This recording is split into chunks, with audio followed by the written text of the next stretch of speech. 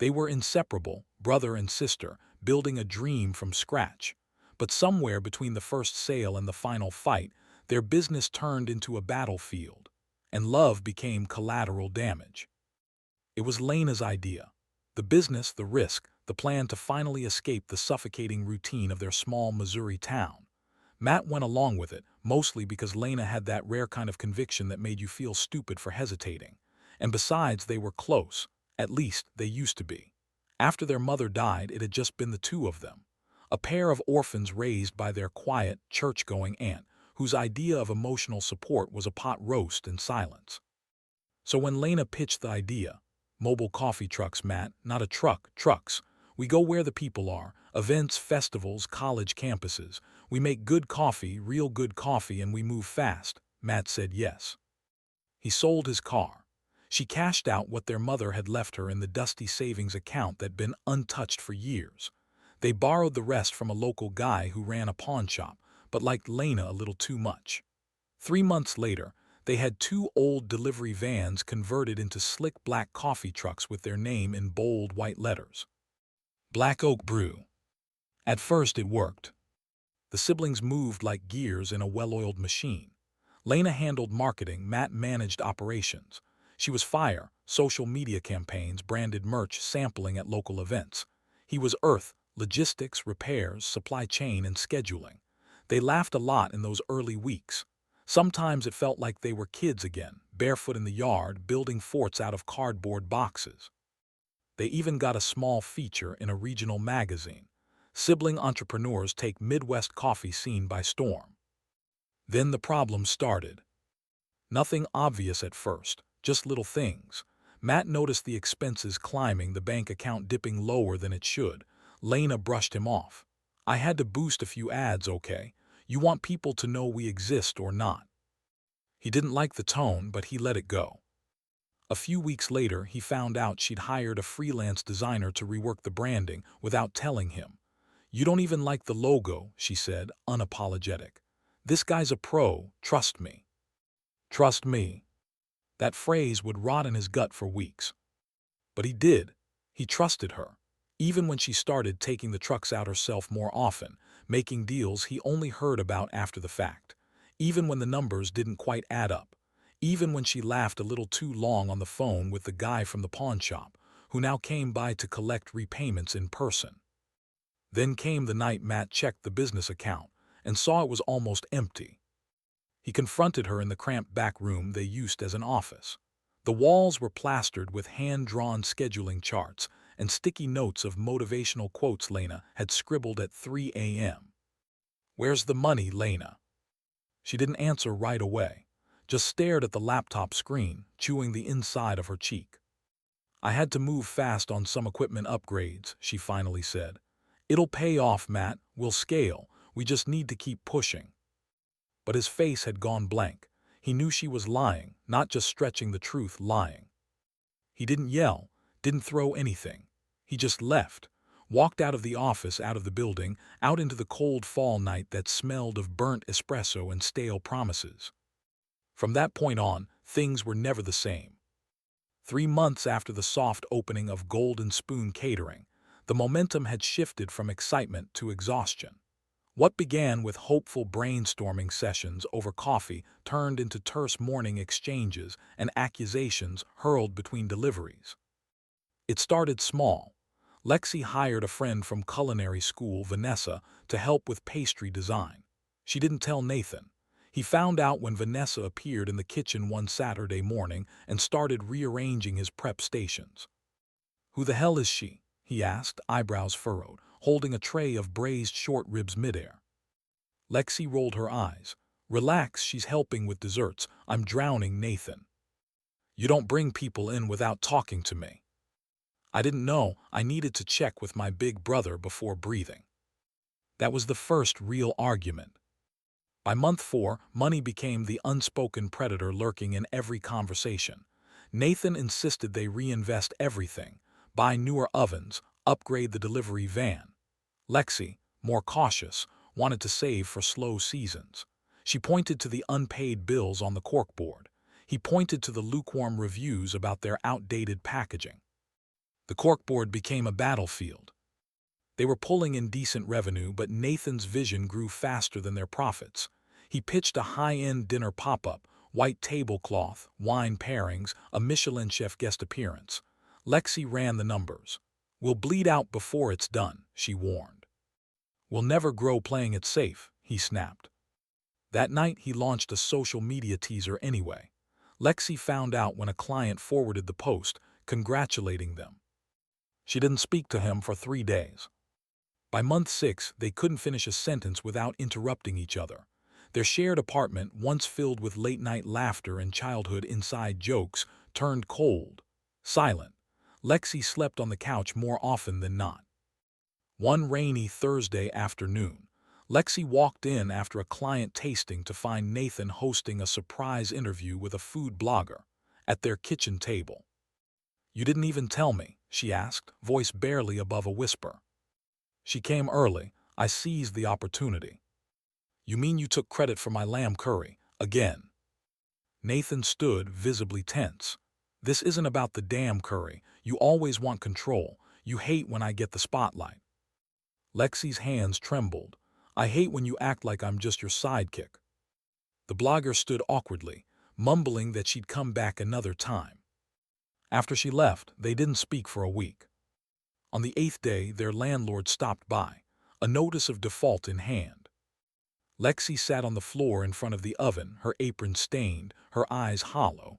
"You told me you paid last month." Nathan didn't meet her gaze. "I was short. I thought we'd make it up after the fundraiser." "What fundraiser?" The silence answered for him. She stood up slowly, a quiet storm brewing behind her calm. "You're gambling with everything, Nathan. Our money, our home, our future. It's called risk, something you'd understand if you weren't always clinging to fear." "No," she said, her voice cracking. "It's not fear. It's knowing what it's like to lose everything and not have anyone left." Nathan's jaw tensed. "So now I'm no one." "You're becoming someone I don't recognize." The truth hung between them, heavy and raw. And then Lexi walked out. Lexi didn't come back that night or the next. She stayed at her friend Camilla's apartment, crashing on an inflatable mattress in a living room that smelled like incense and ginger tea. Camilla didn't ask questions, just handed her a blanket and listened without judgment. Nathan, meanwhile, poured himself into salvaging what he could. He launched a flash promotion online, offering half-price holiday catering. Orders flooded in, but so did mistakes. Wrong addresses, forgotten dietary restrictions. One client reported food poisoning, and though it wasn't confirmed, the blow to their already fragile reputation was brutal. Lexi, from afar, watched the business unravel in slow motion. She ignored Nathan's texts, first defensive, then pleading. She couldn't bring herself to respond, not after everything. A week later, she returned to the kitchen only to grab her knives. Nathan was there, asleep at the prep table, arms folded over unpaid invoices. The place smelled sour, like burnt garlic and hopelessness. She didn't wake him, just packed in silence. But as she zipped up her knife roll, she noticed something. Her lamb curry recipe, scrawled in Nathan's handwriting, pinned to the fridge with a note. "For Lexi's curry, don't mess with it, perfect as is." Her hand lingered on the paper. For a moment it almost softened her.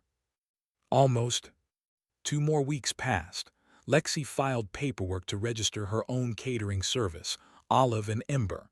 It was a modest start. A few loyal clients followed her. She worked from a rented kitchen downtown, tight quarters but hers alone. Nathan tried to hold Golden Spoon together. He slashed prices, took on weddings too big for his limited staff. The chaos showed. Dishes came out undercooked, guests complained, and word spread faster than damage control could. Then came the moment he couldn't outrun. Their landlord sold the property. Eviction notice, no renewal. Nathan stood in the empty kitchen, staring at the gutted stainless steel counters. He thought of the night he and Lexi had painted the front window together, laughing like they used to, smudging gold lettering that now peeled in defeat. That night he walked 12 blocks to Lexi's new kitchen. He didn't text, didn't call, just waited outside until she stepped out for trash duty. She froze. "You lost the space," she said, not a question. He nodded, "Yeah." Silence stretched, awkward and sharp. "I screwed up, Lex. I know. I thought I could handle everything, grow fast, prove I was more than just your kid brother." She leaned against the dumpster, crossing her arms. "You didn't need to prove anything." He looked down. "I miss working with you, but I know I broke it." Lexi studied him, unsure if it was guilt or sincerity etched on his face. Maybe both. "You didn't just break the business," she said. "You broke us." Nathan didn't argue. "I'm not asking for forgiveness," he said finally. I want to fix something. If not the business, then at least the part of me that wrecked it." Lexi hesitated, then opened the kitchen door. "I need someone to lift crates." He blinked. "What?" "You're not on payroll, and you're not in charge, but the crates are heavy." A beat passed. Nathan nodded. No smile, no thanks, just quiet understanding. He followed her inside. Nathan didn't speak much that first week at Olive and Ember. He showed up early, left late, and did exactly what Lexi told him. Nothing more, nothing less. He scrubbed pans, took inventory, hauled bags of produce up 3 flights when the freight elevator broke. It wasn't redemption, not yet, but it was a start. Lexi watched him closely. There were no speeches, no grand apologies, just sweat. Silence. Occasionally, a muttered "got it" when she gave an instruction. It was like working beside a ghost of her brother, a quieter, stripped-down version of the boy who used to draw superhero logos in her notebooks during long car rides. Clients liked her new brand. Minimalist, earthy, elegant. She had more creative control now, and it showed. People noticed. A popular local chef reposted one of her photos. Bookings doubled. But success didn't drown out the ache. Every time she plated a dish they'd once developed together, it pricked like a splinter under her nail. Then one Thursday, she found Nathan kneeling by the fridge, reorganizing her mise-en-place containers. She opened her mouth to snap, then paused. Each label had her color coding system, ingredients arranged precisely. He hadn't asked, he just noticed. That afternoon, they had a cancellation on a last-minute event, 60 guests, upscale cocktail hour. Lexi stared at the email in stunned silence. That gig would have paid next month's rent. Nathan peeked over her shoulder. "We have 3 days. What if we pitch a replacement menu, something smaller, more intimate?" They already buylaid. But maybe they didn't want what we offered. Maybe they just needed to be heard. Lexi narrowed her eyes. "You mean, go ask them?" He nodded. She didn't say yes, but the next morning they stood together outside the client's real estate office. Nathan let her speak. She explained their flexibility, their desire to personalize. She offered a scaled-down tasting, no cost, no pressure. The client, intrigued, agreed. 3 days later, they served roasted duck crostini, blood orange ceviche, and Lexi's signature rosemary shortbread. The client was thrilled. Booking secured. Later that night, Lexi handed Nathan a beer from the back fridge. They sat on the kitchen floor, leaning against the stainless steel counter. "You were right," she admitted, "about listening." He looked at her carefully. "You were right, too, about fear." She sipped quietly. "It's not just business for me, Nate, it's stability, safety. After Dad left, Mom didn't know how to hold anything together. I swore I'd never live in that kind of chaos again." Nathan's voice was quiet. "I just wanted to prove I could lead, be more than the little brother." "You always could. You just kept trying to do it without me." Their eyes met, not tearful, just open. That night they didn't make promises, didn't talk about rebuilding the partnership, but something in their rhythm softened. Old jokes slipped in. The tension lessened. The next day, a major opportunity landed in Lexi's inbox. A local food festival spotlighting rising culinary voices. Featured booths, media coverage. One catch, they needed a team of 2. Lexi stared at the form. Then she turned to Nathan. "You free next Saturday?" He looked up, hopeful. "Depends, heavy crates." She didn't smile exactly, but her eyes said enough. The food festival buzzed with the chaos only outdoor events can breed. flapping banners, shouted instructions over sputtering generators, the smell of grilled lamb colliding with tangy fermented kimchi. It was Saturday morning, and the sun had decided to arrive with a vengeance. Lexi stood under the white canvas of their booth, adjusting the skewers of seared scallops on miniature porcelain spoons. Nathan wrestled with the propane tank beneath the portable griddle, his shirt clinging to his back. "Why do these things always feel like boot camp?" he muttered, flicking sweat off his brow. Lexi didn't answer, her focus locked on aligning the garnishes, but a ghost of a smile tugged at the corner of her mouth. They weren't co-owners anymore. Olive and Ember was Lexi's, but Nathan was something else now, not just the kid brother, not the wild card with grand ideas and poor timing. He was a partner in the moment, a steady hand when it mattered. By noon, the line at their booth wrapped around a cluster of food trucks. Word spread fast. Their bourbon-glazed pork belly was the best bite at the festival. A producer from a regional cooking show asked for a card. A blogger posted an Instagram reel that racked up 20,000 views before they'd packed the last scallop. Even a rival chef, someone who once laughed when Lexi said she wanted to break into the wedding market, stopped by, sampled, nodded quietly. After the crowd thinned, Nathan leaned on the cooler, drained and giddy. That felt good. Lexi nodded. It did. He looked at her, serious now. "You don't have to say yes, but if you ever want to grow, open a second location, take on events, I'd love to be part of it, on your terms." Lexi didn't respond right away. She thought about what it meant to let him back in, the risk, the possibility of history repeating, but also the truth this version of Nathan was different, grounded, humbled, real. Later that evening, as they loaded trays into the van, she finally spoke. "If I do bring someone in again, it won't be as backup. It'll be as a partner, full transparency, shared responsibility, no secrets." Nathan met her eyes. "Then that's how I'll show up, or not at all." She nodded once. Nothing was decided, but the door was open. The next morning, Lexi visited the old Golden Spoon storefront. The windows were covered in brown paper now, a for-lease sign taped crookedly on the glass. She stood there a long time, thinking not about the failure, but what came after. Failure had taught her precision. Pain had taught her boundaries. Nathan had taught her forgiveness. And somewhere in the mess of it all, she'd rediscovered something even more valuable than success: clarity. Back at Olive and Ember, she opened her laptop. An email waited from a corporate client, a major pharmaceutical firm requesting a long-term catering contract. It was the kind of job that would require more than just her hands. She stared at it, then dialed Nathan. "You still free to lift crates?" she asked. He laughed. "Always." 6 months later, Olive and Ember had become more than a catering company. It was a name whispered in the right circles, scribbled on planners by high-end wedding consultants, and bookmarked by food critics looking for the next great story. Lexi sat in her modest office, just a converted storage room with a second-hand desk and a flickering desk lamp, reading a proposal from a major tech conference. 2,000 attendees, 3 days, full culinary coverage. She didn't smile, she frowned. Because this was big, bigger than anything they'd done before, and big meant risk. Nathan walked in holding 2 smoothies, one green and virtuous, the other suspiciously pink. "I got you the one with the terrible name," he said.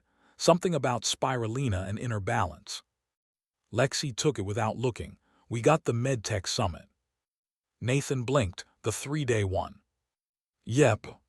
He whistled. "Massive. I don't think we can handle it." Nathan leaned against the doorframe. "Not alone, but maybe it's time we stop trying to do everything ourselves." Lexi glanced up. "Meaning?" "Meaning we hire a team, not just part-timers, a real team, with a Sue's, logistics, a brand manager.